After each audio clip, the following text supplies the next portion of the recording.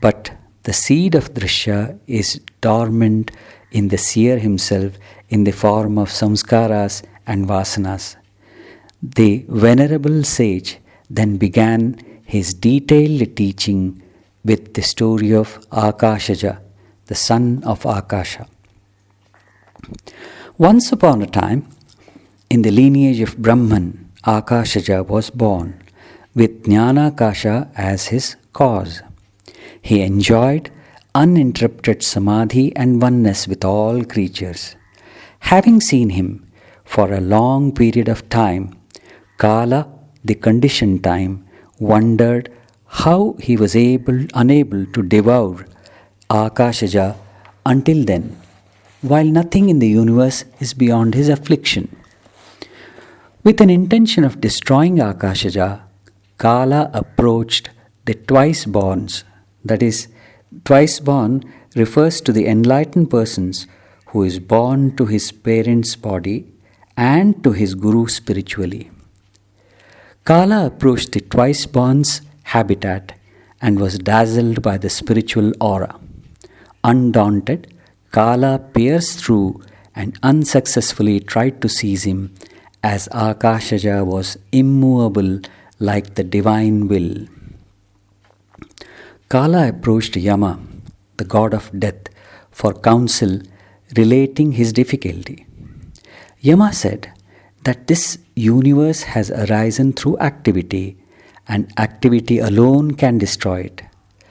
That the weapon of destruction in this universe is the impression of past actions, and asked Kala to look for the past karma or actions. When again Akashaja was approached for the purpose, Kala did not find any. When Yama was informed of this, he observed, after much deliberation, that Akashaja was born out of pure Akasha and was none other than the imperishable Jnanakasha, which does not have any cause, either instrumental or material. Instrumental cause is the intelligent cause, and material cause is the gross cause, like the potter and the clay respectively for the pot. That is why he was not affected by any action, and there is no impression on him. Having heard Yama, Kala returned to his own realm in great awe. Listening to this story, Rama observed that the son of Jnanakasha was none other than Brahman, self-created, non-dual, and of the nature of Vijnana, that which transcends knowledge. Sage Vasishtha replied that the story clarified it further and continued. At the end of the Manvantara, the confident Kala, who had always swallowed the universe at such times, again tried unsuccessfully to swallow Akashaja. Yama said to Kala that it was impossible to destroy Jnanakasha, which transcends all elements and thus beyond his grasp. Only on manifestation it becomes Chitakasha, psychic plane, and then Bhutakasha, the elemental plane comprising of space, air, fire, water, and earth, and then only into the senses, and finally the body having dimensions. Yet, mysteriously, Jnanakasha remains unaffected and beyond form. Rama raised a genuine doubt. While all souls possess two types of bodies, the lasting Ativahika and the temporary Adibhautika, how is it that Brahma possesses only Ativahika? The sage replied that all jivas have two causes, Brahman, the instrumental cause, and the universe, the elemental and material cause, due to which they have the two bodies corresponding to each cause. But Brahma has Brahman as the only cause. This universe is nothing but a self evolved modification of the mind and at the same time has the nature of pure consciousness. Rama further sought clarification for this paradoxical statement. The Rishi replied smilingly, Non dual Brahman is causeless, all pervading, and eternal. This can manifest itself sportively into Brahmakasha, the realm of Brahma, the Creator, who also has similar nature. But when there is Sankalpa, the tendency to multiply and to notionalize, it becomes Chidakasha, the realm of thought, which is all pervading but has a cause and is not eternal. In Chidakasha, the mental activity has come to a point where the Vikalpa, the conception of fancy, the mythical I, you, and others commences. With this, there arises the seed or the need for other mental functions and Bhutakasha, the realm of gross elements. Like a dream generating other dreams, the mind generates the differentiation and multiplicity. Through such affinity for multiplicity, it has a fluctuating nature such as confusion, excitement, intoxication of pride, and moroseness of depression. During the Mahapralaya or the Great Deluge, Akashas get absorbed in their subtlest essence and the solitary silence. This state of quiescence, though beyond words, has been named variously by the experienced persons. At this juncture, Rama observed that it must be extremely difficult, if not impossible, to achieve this state. With an encouragement in his tone, the sage replied, It does seem difficult, but it is perfectly possible. For if it was impossible, then there would be none who are experienced. Only one requires patient perseverance and also the company of the wise. The effort should be to annihilate Ashubha vasanas which force the consciousness outside, that is, towards the grosser manifestations. This can be done by developing Shubha vasanas and befriending the four sentinels of the gates of Mukti. This sarga introduces the seeker to the graded manifestation from the causeless and limitless Brahman to the gross physical body through the concept of Jnanakasha, Chidakasha, and Bhutakasha. The first vibration of manifestation has been called as Sankalpa, which takes the form of Jiva. It is like a stone kept on top of a mountain starting to roll and gain momentum.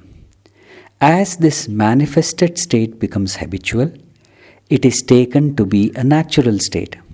Sri Ramakrishna Paramahamsa used to say that there are three types of men: those bound by fetters of the world, the seekers after liberation, and the liberated or the ever free.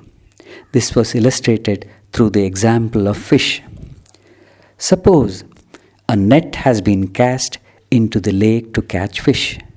Some fish are so clever that they never get caught in the net. They are like the ever free, but most of the fish are entangled in the net. Some of them try to free themselves from it, and they are like those who seek liberation. But not all the fish that struggle succeed. A very few do jump out of the net, making a big splash in water. Then the fishermen shout, "Look, there goes the big one." But most of the fish caught in the net cannot escape, nor do they make any effort to get out. On the contrary, they burrow into the mud with the net in their mouth and lie there quietly, thinking, "We need not fear anymore. We are quite safe here." But the poor things do not know that the fishermen will drag them out with the net. These are like the men bound to the world. Limitedness gives us a feeling of security and safety. This feeling of contraction caused by sankalpa ends in the state of I am the body feeling. This has been crisply given in the theory of klesha by sage Patanjali in his Yoga Darshanam.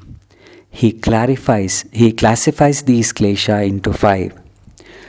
Avidya asmita ragadvesha abhiniveshaha kleshaha. Avidya, the lack of awareness of reality. Asmita, the sense of I amness. Raga, attractions or likes. Dvesha, aversions or dislikes towards objects. And abhinivesha, clinging to life, are the great afflictions or causes of miseries in life. Klesha is normally taken as misery, but sage Patanjali takes it as the cause for misery.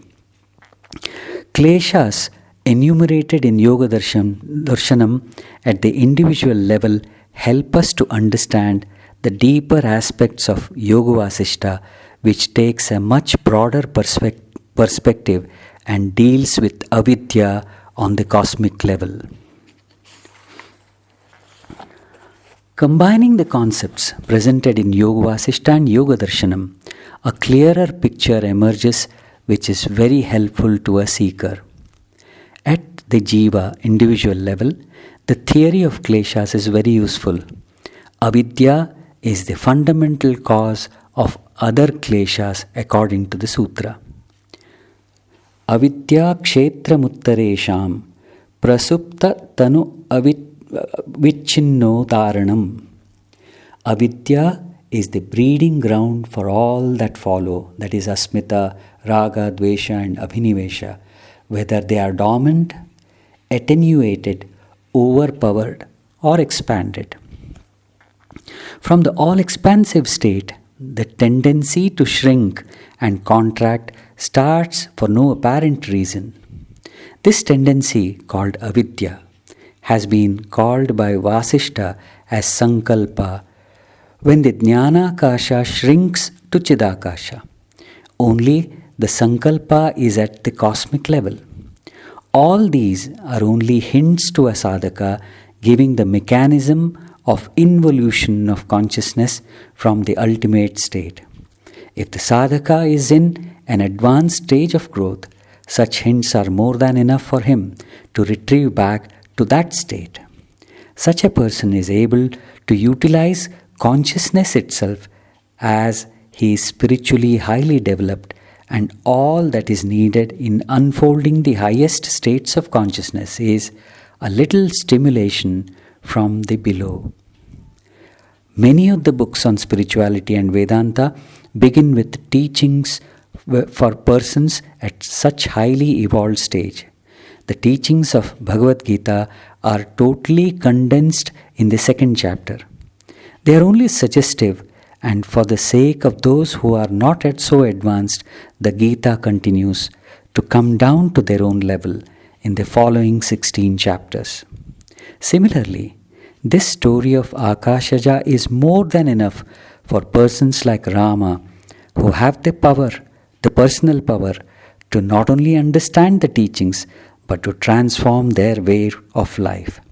But our sages, who were all compassion to their fellow beings, took great pains to encourage even such persons who may have begun to get interested in taking the first steps in the direction. A very natural question that arises in the minds of jidnyasus, the seekers of knowledge, is why does the perfect non-dual state fall into the rut of multiplicity to experience misery? This question does not have a satisfying answer on the mental or verbal planes, but then one can always have some plausible explanations to quieten the mind and to continue the quest.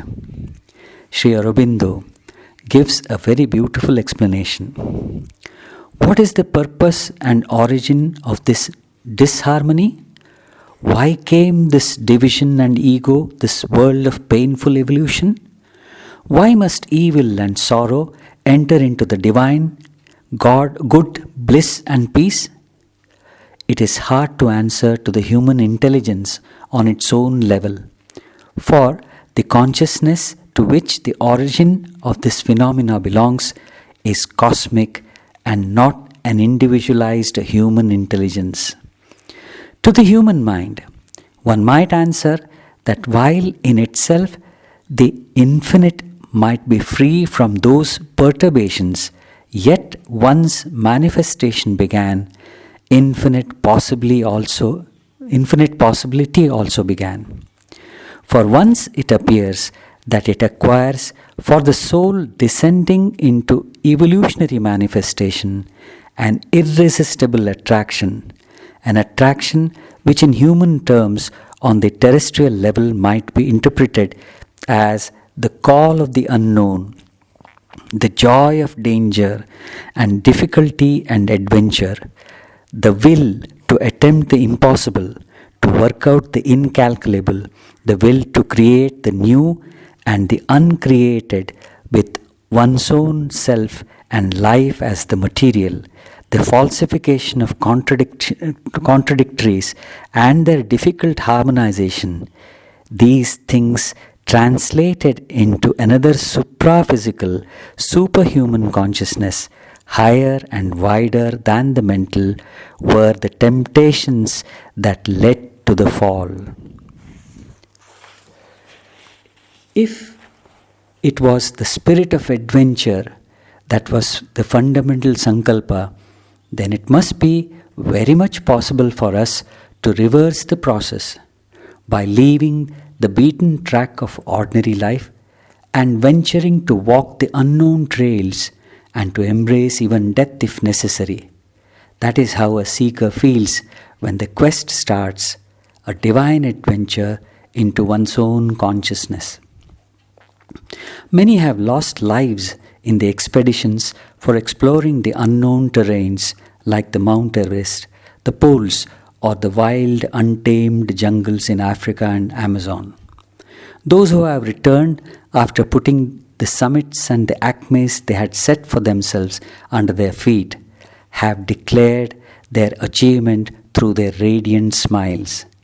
And those who did not return and have died in the attempt must have had the satisfaction of making a sincere attempt and for having the courage to sacrifice their everything for what they believed to be the mission of their life. It is true that the divine adventure asks much of a seeker. It demands the so-called normal life, the accompanying likes and dislikes, pleasure and pain, and a much greater effort.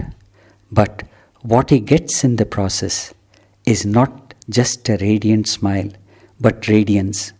Not just name and fame, but that which transcends name and fame. Not just a sense of achievement, but that fulfillment which the human mind cannot even imagine, which the one gets after successfully returning from the abysmal depths of matter to the heights of pure consciousness. Compared to what the seeker gets, his sacrifice is paltry or even petty.